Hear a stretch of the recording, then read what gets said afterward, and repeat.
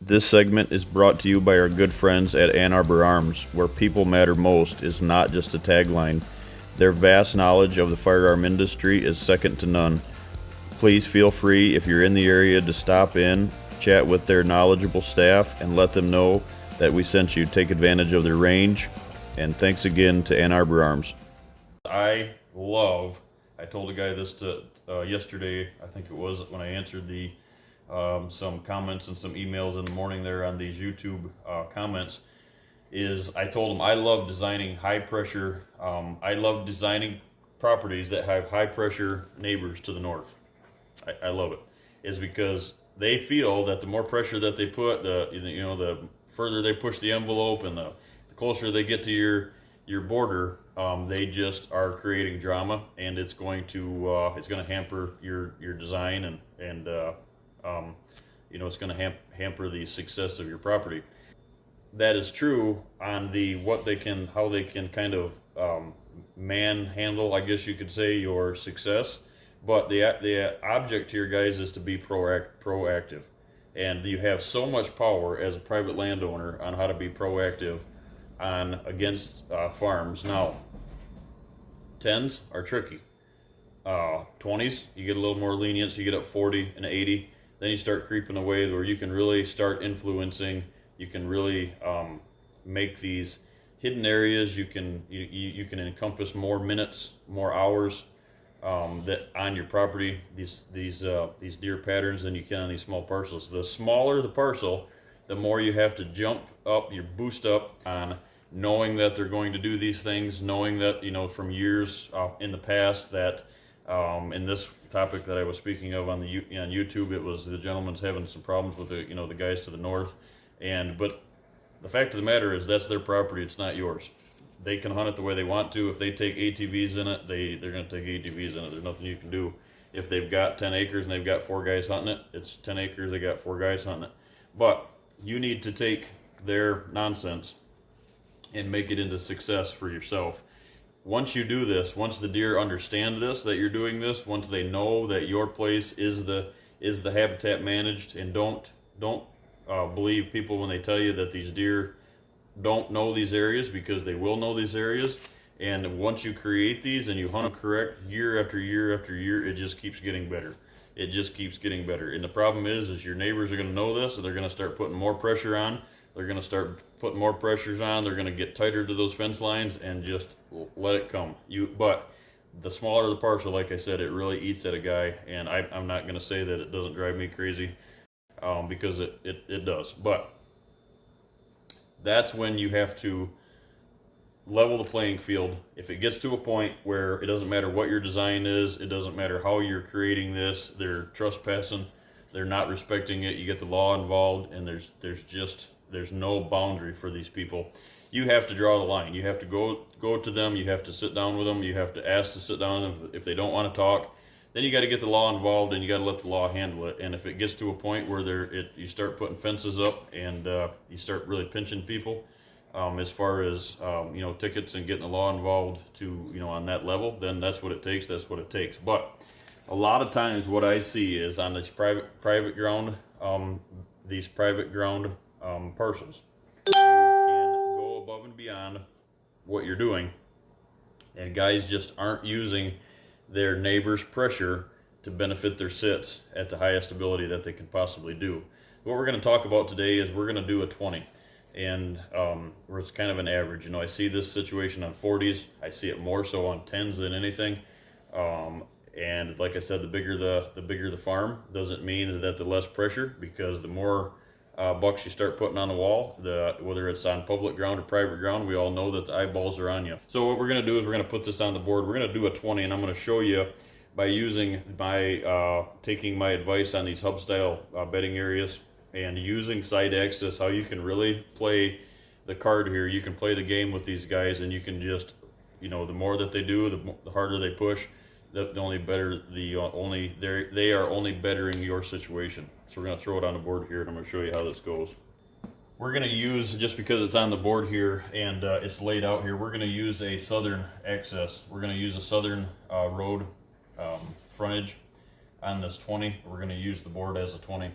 and we're gonna cut this short on the top, and just so I can kind of show you guys the pressure related. So this is your 20, and you know, a lot of these 20s are 600, you know, by that 1330, like 660 by 1330, somewhere in there. That's going to create a lot of these 20 acres, especially here in Michigan. That seems like how, you know, they lay out now. You know, keep in mind it could be 210s together or whatever the case is, but we're going to use pretty much a rectangular shaped 20 here to show you what you can do. What I see a lot of is I see everybody trying to want to go right in the center of a 20 acres, and they want to build this food plot right in the center of this 20 acres. To me, you have to learn the value of having depth. You have to learn the value of having depth within your hunting area. And on a 20, if you were to put and I'm going to show you a couple of different ideas here. If you put the food all in the center of a 20 acres, it limits how deep you have this depth that you have around the farm. Then what you have to work on is you have to understand that if you go into the center of this property thinking that's where the food plot needs to be, this is the mentality that I see a lot of. You know, put it in the center. You go down this road of putting the food in the center. You know, that's where the deer want to be. That's where I want to be hunting. That's where, you know, I can get the deer away from everybody. What happens is, I see time and time again, is you put this food in the center. Now, what you've created, whether your access is here, wherever that is, we'll get to that in a minute. But what I see a lot of happening is you blow this in the center is because people feel that that's the most secure area. The problem is you limit yourself on what you can do as far as bedding areas. Now, there's a lot of area up here. There's some area up here that we can create some bedding. There's area in the center we can create some bedding. The problem with that is it throws your huntability right out the window. It's because now you are adding to the pressure on trying to hunt this, because if you're taking my advice and not hunting these food plots, or let's start with the equation of you are hunting these food plots, you're going to be here so you can hunt a northwest wind or a west wind. You're going to be over here, and you can see what you're creating now. Now these deer are in a nocturnal situation because you're only dealing with 1,300 feet deep. Now you've blown 2 acres or 3 acres of a food plot in the center of it. Next thing you know is now you only have 60 yards or 70 yards or whatever, you know, is left there to make bedding area. Now, and most of these areas aren't enhanced like they should be. Now your neighbors are seeing into it. Your neighbors got better food plot up here that now they're pulling deer out of it, and they're able to hunt it because they're accessing in here, and they're able to get in the middle of it when you're not. That's the damage that I see, is private landowners, especially on small parcels, are adding to the success of their neighbors because of the pressure that they're creating, and they're forcing you to do something ridiculous.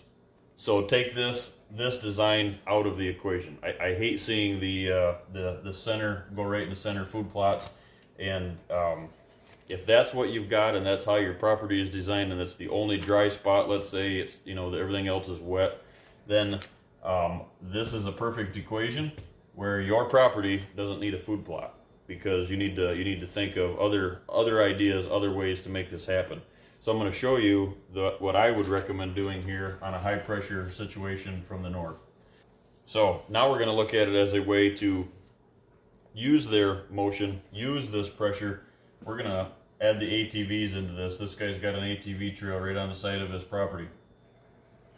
They've got a blind here. You've got some good hunting, so they're in here. They're not only got one tree stand, they've got 2 tree stands. And yep, all the tree stands are, guess what, they're looking into your property. Not only are they looking into your property, they like to walk the fence line. You know, they like to go out 2-3 days before the gun season, and they like to shoot. They like to have their camper, and they like to have beer camp, not deer camp. They like to add all this nonsense, which a lot of people do, and it's all in what hunting means to them. You can waste a lot of time, you can waste a lot of brain power that you need to be putting into your thought process of killing mature deer, trying to figure out why they have beer camp and not deer camp. You need to throw it out the window, move on, and let that pressure help what you're doing.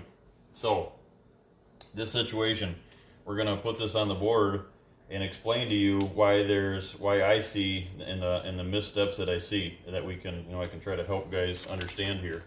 This pressure is nonsense pressure to the north. Here in the state of Michigan, we do see up this far, we do see quite a bit of westerly, southwest early season. But once you get to the rut, into that pre-rut setting, it's a lot of that west or northwesterly winds here in this area. So we're just going to use this as a mid-Michigan area, and this could change. You get down further south, you get a lot more of those southwest winds, southeast winds. So depending on where you're at, you can kind of change the wind factor here to, you can stay in the game here with me. But where I'm saying is, guys, is let this pressure help you. If you've got pressure here doing this, you've got pressure there doing it. Like I said, they're walking down the fence lines. They're coming in 2-3 days before the gun season. They're shooting, and your success of this whole farm is great during the bow season because no one's there. If they are there bow hunting, it's not very often. It's an every weekend or every other weekend thing, and that it gives you time during the it gives you time during the week to be successful. A lot of these cases, that's not the case. What happens in rifle season is because if you're in an area such as Baldwin, Michigan, where the town is dormant until about 2 weeks before the rifle season comes in, and if you didn't have bait in the woods before, now every state land section is full of bait, whether it's illegal or not, is still in the woods. And what you do is you just added to all the pressure that you've went through in November or October into November. Now you've really added it, and now these deer are already cagey. That is this right after the peak of the rut here in Michigan. That gun season comes in, and they're on edge, and these deer are being pushed. These does are being pushed, and the bucks don't have their heads screwed on right in a lot of cases, and that's where you're going to lose some bucks to nonsense. It's going to happen. Somebody's going to get lucky, but it's not the majority. You got to keep telling yourself that it's not the majority. It's not the majority. It's not the majority. I have to continue to do what I'm doing, and I know I'm doing it right. And this is how you do this. So where I was going with that is back to the public ground. If you're anywhere around public ground on your private piece, you got to just amp this up even more, because you're not only dealing with your private. Let's say this is a private parcel. You're not only adding to the fuel of the private parcel nonsense, you're adding to the fuel of all the other pressure. And a lot of guys, I see a lot of guys not thinking that too. Well, it's 3, 4, 5, 6, 7 miles away from my house. I don't have to worry about it, or my land, because I don't have to worry about it. But there's time and time again here, because of pressure, that, like I said not too many videos ago on a topic we were talking about, a lot of these mature deer end up getting killed. They're getting killed 7, 8 miles away. And why is that? If they had a spot to go that they weren't pressured, they wouldn't be 7 miles away from where they were all fall or the end of summer and the early fall. I think that makes sense to you. So we're gonna do this. We're gonna put this together. So we're gonna actually do this one here on a perfect situation where you can access in the southeast corner. Come down in here, and this is your camp. Whether it's a camp or not, it's a parking area. First thing that you need to do is like we've always said, you need to create this side access all the way up to it. And if that north border is the pressure, don't add to it. If you've got the time to go through here and access a road in here or a foot trail, you may, but yeah, I wouldn't, if this is the case that it's over it, that you're just making especially if it's a trespassing situation, I wouldn't make it any easier for them to get deer out of your woods if they do decide to do this. So this is a perfect situation. You got 660 wide, 1330 deep. Let's say you got a 20. You got all the pressure up there we were just talking about to the north. You got that same pressure on your east, and you've got pressure all the way around you. Seems like we're going to do this on an idea of you got more pressure to the north, because that's the topic that we were dealing with this question. What I like to do is, instead of putting the feed in the center of this area, you have two options depending on the lay of the ground, depending on how this goes. And I'm going to do this on the bedding situation. What I like to do is I like to force the bedding to the north. So I like to, you want to stretch this out as far as you can possibly put it. So instead of putting the ever so popular food plot in the center, I like to do is find these areas where you can possibly do something down in here in a corner to create something in a flowable area to get these in. This is what, and the reason I'm going with that is to put these deer, that third and most important feeding of the day, that huntable feeding of the day, in an area where they are more secure. So in this situation, it's away from that drama. They will withstand more pressure and more drama if they are on the ground next to side cover in quality bedding area than they're gonna out here. Because if you bump them from the truck location, or these guys to the north, or your neighbors, whatever the case is, if they get bumped here, then this just adds fuel to the fire as far as pressure. So we're gonna jump up here. This is where I like to go up and make our hub style bedding areas, and I always make them not not so close to the area at the fence line, but this is where I like to start adding all of this into the equation. You guys have seen me do this before, but what I'm going to do is I'm going to go kind of elaborate this a little bit for you. This is why I do these hub style bedding areas, and we create these the way we create them, and these are transition areas, obviously. This creates access in here for stands like we've talked about. This creates access in here for stands like we've talked about, how to side access. By doing this, you're placing a lot of the drama, you're keeping the drama to the north, and you're promoting this bedding area in here, and you have the power to create walls. You have the power to create proper hinge cuts, not high hinge cuts, low hinge cuts, that 3 foot or 4 foot at the max, to get that browse to where it needs to be like we've talked, and create side cover. This is the way that you can promote a powerful piece of property to let your neighbors only benefit what you're doing by creating these hinge style designs. As you can see, no matter how this lays out on a north wind or a northeast wind, northwest wind, those mature deer in an area that you are promoting on a northern bedding area here, the mature deer, yes, there is the occasional case like we talked, you're going to lose some. It's not the majority. You will lose something up there eventually when a doe goes that way, and they're going to drag a buck. But you have to keep it in mind that you're doing everything that you can do.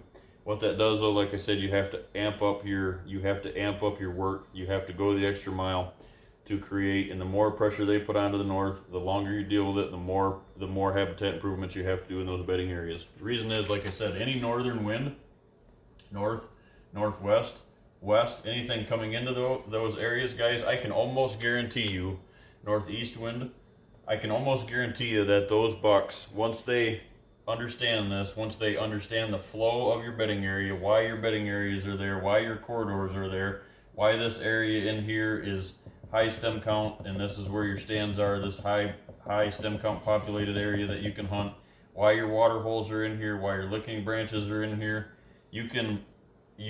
they're not going to, with their nose to the north, they're not going to walk into that scent trap. They're not going to, these stand locations with right on the property, let them put the pressure there. They're only adding to the barrier that you need to not promote deer movement onto their property. But if you didn't have this in here and your bedding area was down here, you're creating this pressure. You're allowing their line of pressure to come into your property halfway. If your food plots are here, this is where they feel secure. You're going to start getting bedding area around it and a food plot in a normal thinking way. This line of pressure now comes in the center. So now your 20 acres that you're paying taxes on, you're really only getting 10 acres of benefit. And that's why I go the extra mile to make people understand that you need to push this bedding area up there to them, because if they try to walk into it, if they try to hunt the fence lines, their winds are going into it, they're going to walk into it, whatever the case is. Like we said, anything that they do, They are working against themselves when they think that they are actually, being cute and getting away with something, and they're gonna drag some deer. The deal here is the key is the end of the puzzle. The biggest piece of the puzzle is this here. I'm gonna circle it 1,000 times to get the message through here. Is this has to be your undisturbed. Your food plot has to be no tree stands, no added fuel to the fire.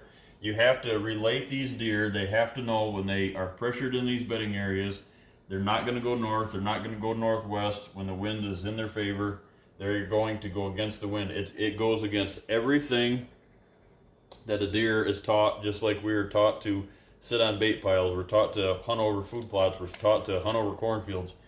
That is going against their nose. But in a high pressure situation, they, at some point, it might not be tonight when you're sitting, might not be tomorrow night, but at some point you keep pecking away at it the proper way, keep going down that road of knowing that you are doing everything that you can do, and you're not getting winded, you're side accessing, you're not putting any pressure on these food plots. What's going to happen is sooner or later, these does that are going to bed in this area to the outside, you're adding deer bedding in here because, like we said, our hinge cutting is all properly done in here. This is all does. You're going to try to create this so you don't have to beat the nose of the does. You don't have to get away with only beating those mature bucks. You're going to do everything you can do in your power to make this a non-pressured food plot, so you're not blowing deer off from here and creating this nocturnal deer movement. Because now what you have is you're going to find this. They're not going to go to the north because they leave the bedding area. You can have the best bedding area in the world. They're not going to go to the north because they know that the wind's there. You're bumping them off this food plot night after night after night. So this is where they're going to go. They're going to go to the east. They're going to go to the west to get away from it. They will come back in through here, but what you're going to find is if I had a bigger board here, we'd just keep drawing because you just keep adding to the fuel. They're going to go here. There's ag 2 miles away. Well, they don't travel 2 miles at night. Yes, they do. And they're going to go out there. Now what you're going to see is eventually these deer, well, I got them on trail camera, but it's 2 or 3 o'clock in the morning. Well, that's exactly why, because they went to the west. Instead of going north, they went to the west. They went across the road into the next section. They came back in. They came back into your food plots. Yep, the camera went off again. It's 3 o'clock in the morning, 2 days later. They're going back up through here. Yeah, you went right past my stand locations, but it was 2:30 in the morning, and now he's in this bedding area. And you just keep hunting it, you keep hunting it, you keep adding to the pressure. That's what I see time and time and time again. That is why I push this theory of do not add to your neighbor's nightmare, your drama. You have to take yourself out of that equation and promote this up here, that anything that they do is only benefiting internal use of your farm. Then what you're going to do, if this is done correctly, what you're going to start seeing is you're going to start seeing deer bed in here. You're going to start, this is your buck bedding area.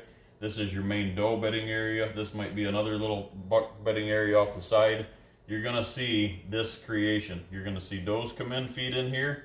You're going to see bucks come in, meet the does into your stand locations, and you're going to get this. This is going to be what you're creating, what you're going to see day after day, after time, after minute, through the whole season, through not only through your October, you're going to be into the rut, you're still going to have high success sits, you're going to be into December, and this is still playing, this triangular effect here is still into play, because you're not adding to the drama. You're letting your wind from your neighbors, you're letting all their nonsense, you're letting their four-wheelers, everything come into it.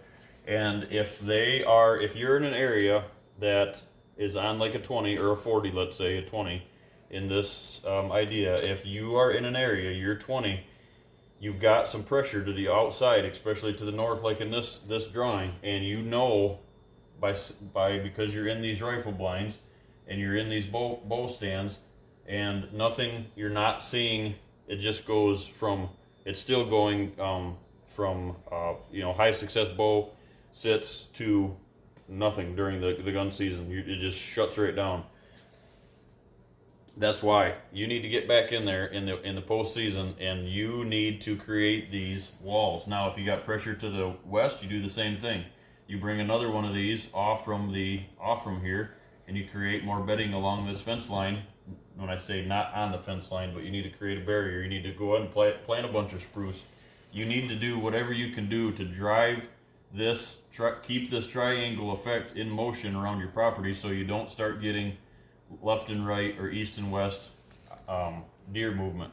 What you want to do is you want to be the farm that there's low hunting pressure to the south. You want to be the farm that these deer come into. You want to be the farm that not only the you know, 1 or 2 bucks that you have living on this 20 that you see on your trail cameras or, you know, in person religiously. You want to be drawing other bucks into the area. But if you're adding this pressure to this pressure, this situation is not going to happen. It doesn't matter how good your habitat is. It's not going to happen. You can spend money upon money upon money upon money, and it all connects. Now you see why the pressure, or the idea of this food plot has to be unpressured, and why these, you have to utilize what they are doing to benefit your wind directions, and then you have to play it. If it's a pressure from the west, don't go up your west fence row and blow it in there further to the west. Don't add to it. Then what you do is you hunt the eastern stand, so you're on the other side of it. So this is unpressured. So they come into these areas, use the food, and they're back up in here. You have to be able to use the pressure from your neighbors to bump up your success rates. Once you see it, once you start implementing these ideas, it's just the mindset of not getting into this this Debbie Downer situation where I've got so much pressure to the north, and these guys are just time and time and time again. There are some unbelievable properties that I set foot on that would just blow your mind, that are sold time and time and time again, is because the neighbors are drama filled. There's a lot of names that you could tag them on, but you know, a lot of it's just that people don't want to deal with the drama during their hunting. Well, that's a perfect example. You don't want to deal with it. Why in God's name would the deer want to deal with it? So that's why you have to give them more than the 20 down the road that is set up just like yours, that these guys are killing mature bucks on time and time again. That's the reason. They don't have the pressure, but they have the habitat. Or they have the pressure and they have the habitat. You have to connect them together. Once you see this, like I said, this is how you create these bedding areas, these hinge cuts, these hub style bedding areas like I talked, and you can watch the other videos to really see the design on how I go in depth on those as far as doing them, putting the corridor right up through the center, having this, you know, the logging road or the brush go right up, or the trim go right up through here, so you create these main areas. So this is all fit together, so it's food plot, corridor, and then you've got these bedding areas off to the side, and it just all ties together as far as trying to keep these deer in this triangular motion through the entire process. And it sounds like it cannot possibly be done on 20 acres, but if you are the only 20 acres, especially because your neighbor's on 10 or 20 and he's adding to more of the drama that you've got in most of the county, it just benefits your 20. And that's where this power can come from, stepping back and not adding to their drama, not letting it get you down, and doing the right things at the right time. That's where you can benefit.